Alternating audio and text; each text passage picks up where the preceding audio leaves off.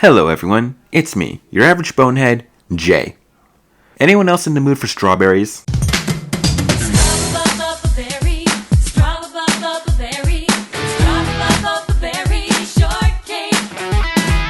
Strawberry Shortcake, a franchise that has always perplexed me. I mean, I'm pretty sure every living creature under the sun is at least aware of this series, but it was surprising for me to learn that despite being an 80s property designed to sell merchandise, she hasn't had that many cartoons over the years. I mean, she did have 4 20-minute specials back in the 80s, but I wouldn't call that a show. No, it wasn't until 2003 where we got the first true, proper Strawberry Shortcake show. Created by Deke Entertainment, yes, the Mama Luigi guys. That's Mama Luigi to you, Mario! This show centers around, who else, Strawberry Shortcake, and all her friends, as they live in the country of Strawberry Land, frickin' narcissists. And the show is about the random activities they get up to from day to day. The series was formatted into 45-minute blocks, with 2 22-minute episodes in each of them, which despite not directly being connected, they usually had some tangential theme that related them together. Whether it be their pets, them all playing sports, Halloween-themed spooky stories, or about introducing and establishing new characters. In total, this series ran for 4 seasons, 40 episodes in total, though season 1 is a bit of an odd case, as it instead consists of 4 45-minute specials. Now, where have I heard something similar to that before? That basically just played out as longer episodes, and you could tell that these were done just for them to get their bearings with this world and characters, as you can see by the animation looking kinda funny. Luckily, when we got into the show proper, starting in Season 2, the animation for it and Season 3 got a lot better. The animation in the series is what you'd expect for your standard early 2000s kids show animation, especially done by Deke, but the characters, their designs, the creatures of the world that they live in, as well as the world itself, all have a nice look to it, so it's not too aggressive on the eyes. And honestly, overall it just looks nice. Speaking of nice, talking about the first thing you'd see in every episode, the intro is really good.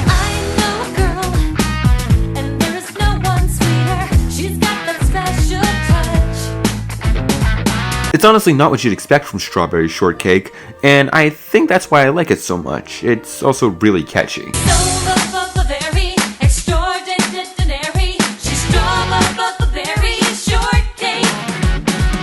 Speaking of good, the writing is, it's good. It's fine. I wouldn't say the writing for, again, an early 2000s kids show isn't trying to be anything special. It's rather simple enough. The messages are pretty blatantly stated. Things like winning isn't everything, you don't always have to be perfect, it's okay to be scared, but also you should go and face your fears, don't judge a book by its cover, don't be rude, basic kid show lessons. And even if the way they teach these lessons are about as unsubtle as a giant wooden mallet, they're still fine enough lessons to teach kids, and they teach them well enough. But the writing does pick up, ironically, with a bit of the more cynical characters, which leads into the comedy of the show. For the most part, the slapstick is well enough animated, again, for a kids show in 2003. But all of this would be nothing without a good, likable cast of characters, and this show kinda got that. Starting off with our titular main character, there's Strawberry Shortcake herself. It's the place that I call home. You remember me, I'm Strawberry Shortcake. And she's a fine protagonist for a show like this. She is your usual kind-hearted but happy-go-lucky young lass who just wants to go around spreading joy and figuring out new ways for her and her friends to have fun. She's always willing to help people, no matter who they might be, and likes to see the best in almost everyone. Though she does know when not to take it from people, and is able to stand up for herself, making her kind of the de facto leader of the group. And that's all fine, but overall I'd say Strawberry is kind of a simple character. You'll notice she very rarely makes mistakes, and even if she does, she's also usually the one to fix them, which usually would be something I'd praise, but she also seems to know the answer to everyone else's problems as well. She's basically this all-knowing entity for everyone's problems and how to solve them, which kinda can sometimes make her a bit of a boring protagonist to follow, as you'll notice there's very rarely an episode actually about Strawberry. Mostly every episode in this show is about another character and her helping them in some way. usually just by telling them or helping them figure out the answer to the problem. In saying that though, I still like Strawberry enough in this show, and this is by far her best design. Ironic because it's the one that has the least amount of design traits similar to the others, notably missing her freckles and her white and green stockings. But Strawberry's always been redesigned based on whatever era her series is being currently made in, and I think things like her hat, her short red hair, the red and white striped shirt, her jeans, and a sweater wrapped around her waist gives her a nice childish early 2000s look. Moving down the list to her pets would be first up her cat Custard, who can talk in this series, and if Strawberry was a bright ball of optimism, then Custard is the reverse opposite. We're all gonna die. Shut up, Rat Trap. I love Custard in this show because of how cynical she can be. She is almost always poking holes into whatever Strawberry's doing, trying to figure out if it even makes sense, even if it usually does. Custard can kind of work as like an audience stand-in in a way, though she still greatly cares for her owner and willfully goes along with whatever she wants. Of course, that was kind of turned on its head when Pupcake arrived. Pupcake, who, like every other pet in this show, cannot talk, is your average puppy in this type of show. He is rough, pun intended, and over-energetic, much to the dismay of Custard, but is still increasingly loyal to Strawberry. And after his introduction episode, he and Custard did become good friends, having multiple times where they are on the same mental wavelength. Basically, to put it simply, they have a Garfield and Odie lifestyle of sin. Next on our list would be Ginger Snap, who is my favorite of the mains. Ginger Snap is a fast-talking and sometimes skittish inventor, always usually popping up with new devices that have a 50-50 chance of working. She can sometimes be a little arrogant and a bit of a know-it-all, but that's what I like about her. Most of this side of her doesn't really come off as malice, and more so comes off as her just not having the best social cues, which is something I kinda like being represented in a show like this. Not being directly portrayed as a bad thing, but it's just something that you need to understand exists. I got an idea! This'll be a snap! On top of that, another little trait of hers that I like is learning that she's also a bit of a scaredy cat. This was the focus of one of the 2 Halloween episodes, where it was revealed that she can't be in the dark without a light. Honestly, Ginger Snap is just very adorable. She's also probably the most frequently used of Strawberry's friends in this show, at least in seasons 2 and 3. The next character would be Angel Cake, who is a perfectionist. Yeah, if a name like Angel Cake couldn't tip you off, her name is supposed to be ironic, as Angel has a tendency to get rather annoyed easily. If things don't go her way, she'll usually complain about it and blame others for it. This was the focus of one of the 2 sporting theme episodes. But despite that, I still find Angel to be likable enough, as when she isn't being overly perfectionist, she can be a relatively nice person. After that would be Strawberry's baby sister, Apple Dumplin'. She teeters the line from being just a regular baby and actually having a character, kind of like a season 3 Hana type situation we got here. She kind of just pops up whenever she feels like it, usually when a story needs her to. She did have an episode dedicated to her dreaming herself as the older one who can actually talk, while the others were babies. It makes you question who the hell actually takes care of her while everyone else is messing around. We'll get to that in a second. Because now we have Strawberry's best friend, Orange Blossom, who, Okay, so Orange Blossom's kind of just there. Rather unfortunately, they don't really give her that much of a discernible personality in this show. Also, for whatever reason, she doesn't even get a dedicated spotlight episode till the tail end of season 3. And even then, in that episode, she's barely in it until the very end. And while it was nice learning that Orange Blossom has stage fright, it really isn't the most to make her stand on her own, because she's otherwise just very friendly and agreeable to Strawberry. I really don't know why they decided to just drop the ball on Orange Blossom like this. Oh well, at least it's more compliments than I can give to Huckleberry Pie. Oh boy. Unfortunately, being the only adolescent boy within a 50-mile radius of this place, Huckleberry is, well, he's the boy. He does your stereotypical boy things, he likes skateboarding a lot, and is a bit more condescending than the others, but other than that, Huck is kind of just there. They rarely actually play around with the fact that he is the only boy of the cast. Like, only once is he shown being opposed to something that can be deemed as too girly, and one time he arrogantly believes he's superior to the others, but other than that, There is nothing really unique to Huck in this show, especially considering how a lot of his stereotypical boy traits, like being more sporty, is also done by the girls with no complaint. And while the other characters all have great designs, perfectly showing off what they represent, Huck is, once again, just generic boy. Some episodes just flat out don't even have him, or kind of just put him in as an Easter egg. The most unique thing to him is that he's more often than not used as the butt of a joke, basically meaning he's diet briefs. And that's as far as I can legally go with that joke. Moving on, any other characters? Oh yeah, there's that horse, there's a horse. A talking horse. I want an eggnog, but instead, of course, he was given a gorgeous talking horse. I don't care for the talking horse.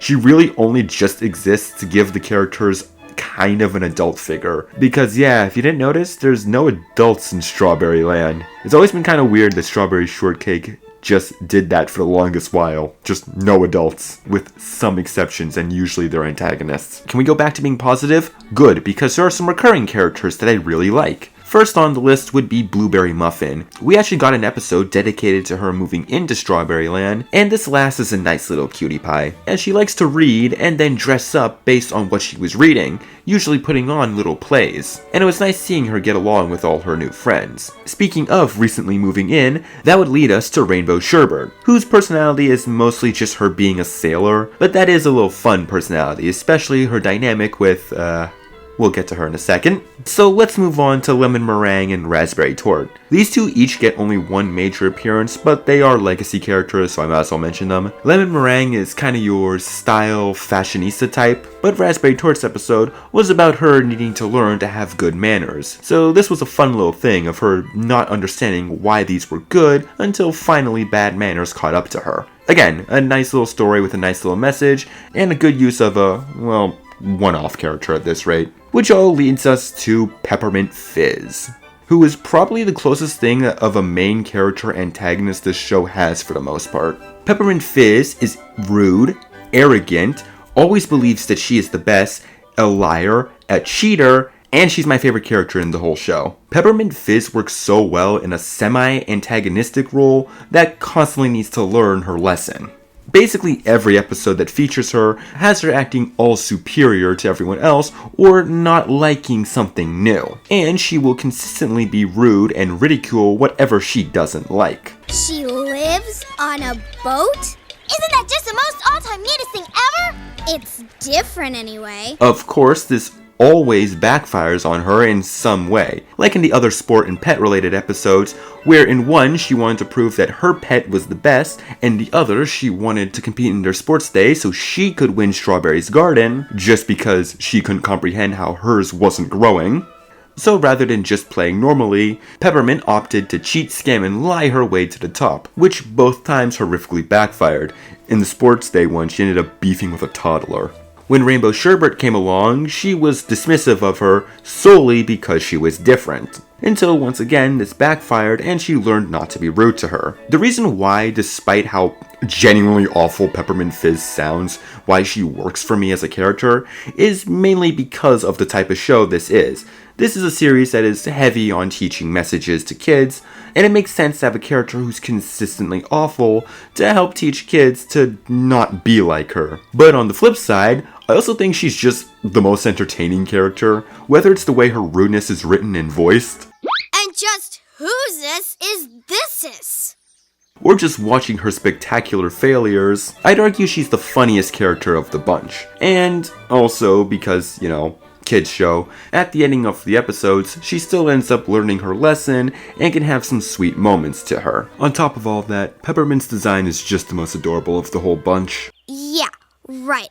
Sure, got it. Moving on from an antagonist to actual villains, we have Sour Grapes and the Peculiar Purple Pie Man. Team Rocket. These two don't appear much, but whenever they do, it's a blast. I'm not sure what their relationship actually is. I'm going to assume they're meant to be a husband and wife type dynamic. Yes, these two adults are beefing with a bunch of 8-year-olds. But basically, Sour Grapes is your avid complainer, and Pie Man is the schemer / sex appeal. I rank these shows based on how hot the Pie Man is. So yeah, despite some criticisms I have with the characters, I'd say overall this show has a really well-rounded cast. It also has a good supply of, well, good episodes. I already mentioned episodes like Here Comes Pupcake as a good way of introducing Pupcake, and it's kind of funny how the first episode of the Strawberry Shortcake show is actually about custard. Both Peppermint's pet peeve as well as Win Some Lose Some work well at establishing Peppermint Fizz's overly competitive, believing she's the best at everything behavior.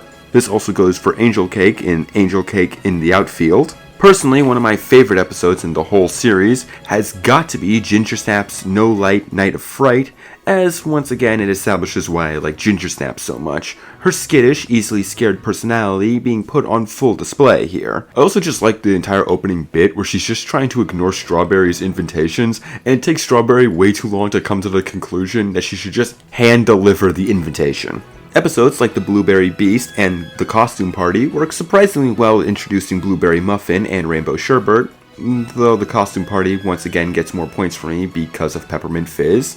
Man, it's almost like she's my favorite character. And I think both work with the message of don't judge a book by its cover. But one more positive I can give this show are the songs. The songs are simple and a bit generic, but they are still catchy.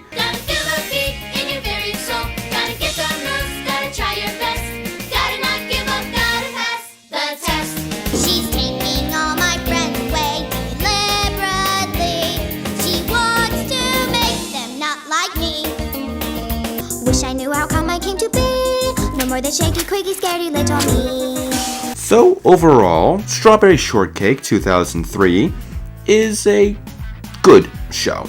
It's a simple show. It's clearly for a very young audience, not my demographic, but it's a show I can highly recommend for that young demographic, or just be a nice show that you can vibe to.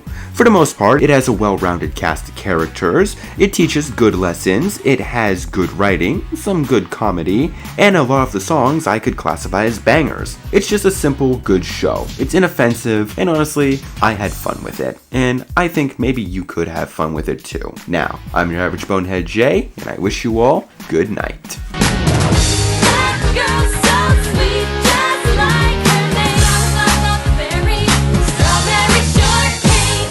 Oh, you're still here. Well, since you stuck around for this long, you might as well like and subscribe. Comment if you're feeling really daring. And while you're at it, you might as well follow me on Twitter and Instagram at jayskeletyn. Links down below. And if you just want to see more, you can check out the playlists or look at my last video. Now, thanks for watching, and if you need me, I'm going back to bed. SMIOE,